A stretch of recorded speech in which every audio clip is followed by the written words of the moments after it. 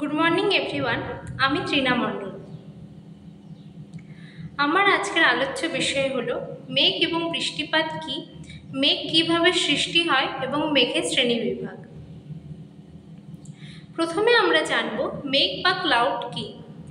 সাদা, নীল বা কালো রঙে আকাশ ঢেকে গেলে তাকে মেঘ বলে।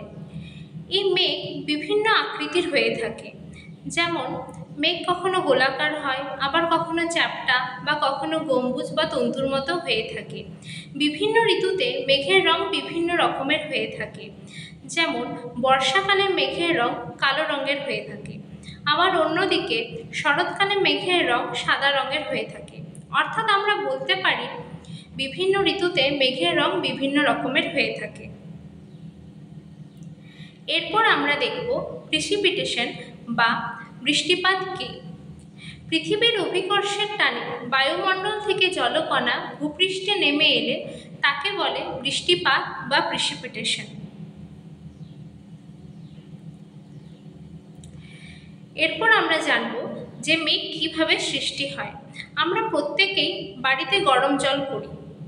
জল গরম হয়ে যাওয়ার পর সেই জল থেকে বাষ্পের সৃষ্টি হয়। ঠিক সেই রকমভাবে সূর্যের তাপে সমুদ্র, নদী ও পুকুরের জল উত্তপ্ত হয়ে বাষ্পে পরিণত হয়ে বায়ুতে মেশে। জল থেকে বাষ্পে পরিণত হওয়ার প্রক্রিয়াকে বাষ্পীভবন বলে। এছাড়াও গাছপালার প্রস্বেদন প্রক্রিয়ার মাধ্যমে জলীয় বাষ্প বাতাসে যুক্ত হয়। গাছের পাতার জল থেকে যে বাষ্পের সৃষ্টি হয় সেই প্রক্রিয়াটাকে আমরা প্রস্বেদন প্রক্রিয়া বলে থাকি। এই জলীয় বাষ্পযুক্ত বায়ু সাধারণ বায়ু অপেক্ষা হালকা হয় এবং হালকা হওয়ার জন্য খুব সহজেই ওপরের দিকে উঠে যায়। ওপরে শীতল বায়ুর সংস্পর্শে এসে এই জলীয় বাষ্পযুক্ত বাতাস তাড়াতাড়ি শীতল হয়। বায়ু যত শীতল হয় তার জলীয় বাষ্পের ধারণ ক্ষমতা তত কমে যায়। ধীরে ধীরে এই আর্দ্র বায়ুর তাপমাত্রা শিশিরাঙ্কে এসে পৌঁছায় এবং সম্পৃক্ত হয়ে পড়ে। সম্পৃক্ত বায়ু মানে হচ্ছে কোনো নির্দিষ্ট উষ্ণতায় নির্দিষ্ট পরিমাণ বায়ু যতটা পরিমাণ জলীয় বাষ্প ধরে রাখতে পারে সেই জলীয় বাষ্পটাই হচ্ছে ওই বায়ুর সম্পৃক্ত বায়ু। সম্পৃক্ত বায়ু আরও শীতল হলে জলীয় বাষ্প বায়ুতে ভাসমান ধূলিকণা, লবণকণা, নানা ধরনের কঠিন কণাকে কেন্দ্র করে ঘনীভূত হয়ে ছোট ছোট জলকণায় পরিণত হয়। বাতাসে ভাসমান এই জলকণাই হলো মেঘ। এইভাবেই মেঘের সৃষ্টি হচ্ছে। এরপর আমরা দেখব যে মেঘকে ক ভাগে ভাগ করা যায়। উচ্চতার ভিত্তিতে আমরা মেঘকে প্রধানত 4 ভাগে ভাগ করে থাকি। প্রথমে হচ্ছে বেশি উচ্চতার মেঘ, 2 নাম্বার হচ্ছে মাঝারি উচ্চতার মেঘ, 3 নাম্বার হচ্ছে নিম্ন উচ্চতার মেঘ, আর 4 নাম্বার হচ্ছে উল্লম্ব মেঘ। বেশি উচ্চতার মেঘের গড় নিম্নতম উচ্চতা হচ্ছে 20,000 ফুট। মাঝারি উচ্চতার মেঘের গড় উচ্চতা হচ্ছে 6,500 ফুট থেকে 20,000 ফুট। নিম্ন উচ্চতার মেঘের গড় সর্বোচ্চ উচ্চতা হচ্ছে 6,500 ফুট। উল্লম্ব মেঘের গড় নিম্নতম উচ্চতা হচ্ছে 1,600 ফুট। এরপর আমরা দেখব যে বেশি উচ্চতার মেঘকে ক ভাগে ভাগ করা যায়। বেশি উচ্চতার মেঘকে প্রধানত 3 ভাগে ভাগ করা যায়। প্রথমে হচ্ছে শিরাশ মেঘ। আমরা এখানে ছবিতে দেখতে পাচ্ছি যে সাদা রঙের স্বচ্ছ এই মেঘ দেখতে অনেকটা হালকা পালকের মতো। সাধারণত এই মেঘ পরিষ্কার আবহাওয়াকে নির্দেশ করে থাকে। এরপরে হচ্ছে সিরোস্ট্রেটাস মেঘ। এখানে আমরা ছবিতে দেখতে পাচ্ছি পাতলা সাদা চাদরের মতো এই মেঘে ঢাকা আকাশ দুধের মতো সাদা দেখায়। অনেক সময় এই মেঘ সূর্যের চারপাশে বলয়ের আকারে অবস্থান করে। এর পরের মেঘ হচ্ছে সিরোকিউমুলাস মেঘ। এখানে আমরা ছবিতে দেখতে পাচ্ছি পেঁজা তুলোর মতো এই মেঘে ঢাকা আকাশ দেখতে অনেকটা ম্যাকারেল মাছের পিঠের মতো, সেই জন্য এই মেঘের অপর নাম ম্যাকারেল আকাশ। এই মেঘ সাধারণত পরিষ্কার আকাশকে নির্দেশ করে থাকে। এর পরের মেঘ হচ্ছে মাঝারি উচ্চতার মেঘ।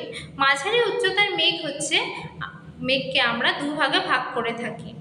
ফার্স্ট হচ্ছে অল্টোস্ট্রেটাস মেঘ এবং অল্টোকিউমুলাস মেঘ। এখানে অল্টোস্ট্রেটাস মেঘে আমরা ছবিতে দেখতে পাচ্ছি যে ধূসর থেকে নীল রঙের এই মেঘ দেখতে অনেকটা তন্তুর মতো। এই মেঘ থেকে সাধারণত একটানা বৃষ্টিপাত হয়ে থাকে।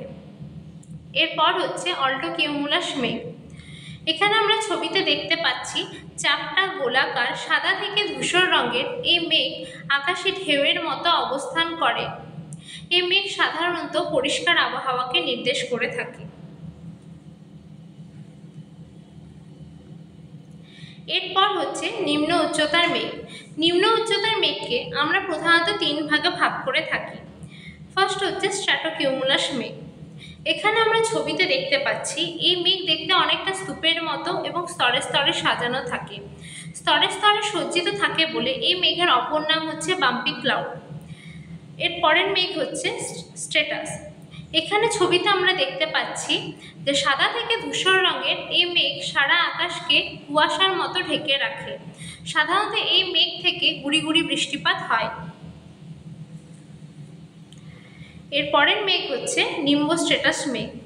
এখানে আমরা ছবিতে দেখতে পাচ্ছি ঘন পুরু ও ধূসর থেকে কালো রঙের এই মেঘ খারাপ আবহাওয়াকে নির্দেশ করে। এই মেঘ থেকে সাধারণত একটানা বৃষ্টিপাত হয়ে থাকে। লাস্ট হচ্ছে উল্লম্ব উচ্চতার মেঘ। উল্লম্ব উচ্চতার মেঘকে আমরা প্রধানত 2 ভাগে ভাগ করে থাকি। এক হচ্ছে কিউমুলাস, আরেকটা হচ্ছে কিউমুলোনিম্বাস। কিউমুলাস মেঘ, এখানে আমরা ছবিতে দেখতে পাচ্ছি পুরু ঘন এই মেঘের উল্লম্ব বিস্তার দেখা যায়। উপরিভাগের আকার অনেকটা ফুলকপির মতো হলেও তলদেশ প্রায় সমতল হয়। এই মেঘ সাধারণত পরিষ্কার আবহাওয়াকে নির্দেশ করে থাকে। কিউমুলোনিম্বাস মেঘ, এখানে আমরা ছবিতে দেখতে পাচ্ছি যে অনেকটা গম্বুজের মতো দেখতে এই মেঘ সাদা ধূসর ও কালো রঙের হয়। উপর দিক চাপটা এবং তলদেশ প্রায় সমতল হয়।